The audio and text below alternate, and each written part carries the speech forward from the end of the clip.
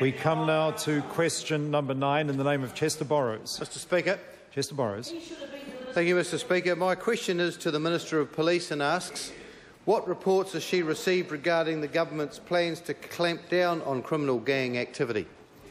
The Honourable Judith Collins. Mr Speaker, I have received a report from the New Zealand Police endorsing the government's plan to clamp down on criminal gang activity.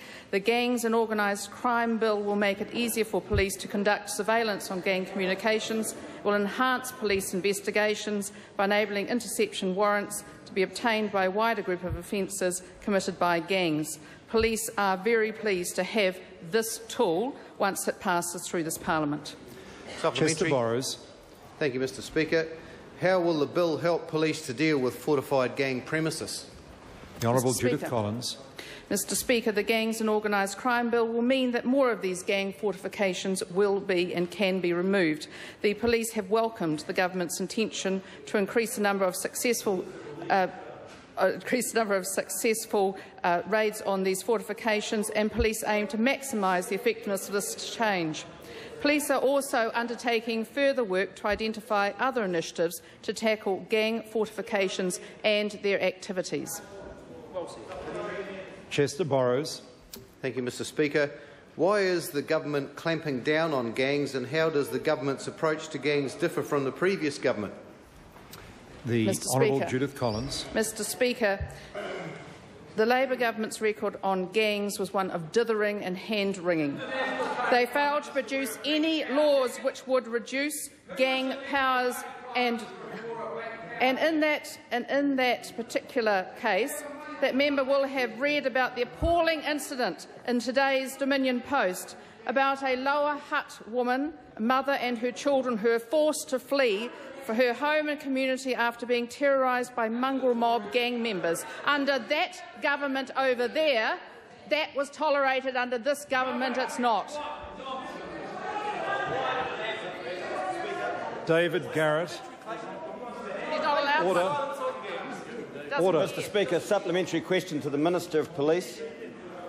Will the Minister consider introducing laws such as those enacted in South Australia, making gangs illegal organisations, and if so, when can we expect to see such measures before this House? Mr Speaker. The Honourable Judith Collins. Mr Speaker, I understand that law in South Australia has been in action only a couple of months. I understand the Leader of the Opposition went over with the Transport spokesman, but not the Law and Order spokesman, to have a look at that after it had been working for a couple of months. The Justice Minister is intending to, and we will have a look to see how it actually operates and just how successful it is. So if it is successful, we'll certainly be looking at it. We come supplementary question, the Honourable Trevor Mallard. Mr Speaker, how is the situation in the Hutt going to be helped by the decision under this government to take police out of the upper part of the valley where Pomari is, and already announced, and take them to Auckland? Mr Speaker. Honourable Judith Collins. Mr Speaker, that member is quite wrong, and if he did any basic work as a local MP, he would know it. What he should do is remember that this government is going to give 600 extra police to the whole of New Zealand, including the 300 in Counties Manukau. And if that member did the most basic work as a constituency MP, he would have been along to see the local police and would have been told that. The Honourable Trevor Mallard. Mr Speaker, how can that, ask the Minister, how can that be consistent with the decision that was announced last week to strip senior staff out of the Hutt Valley? Mr Speaker. Mr Speaker. The Honourable Judith Collins.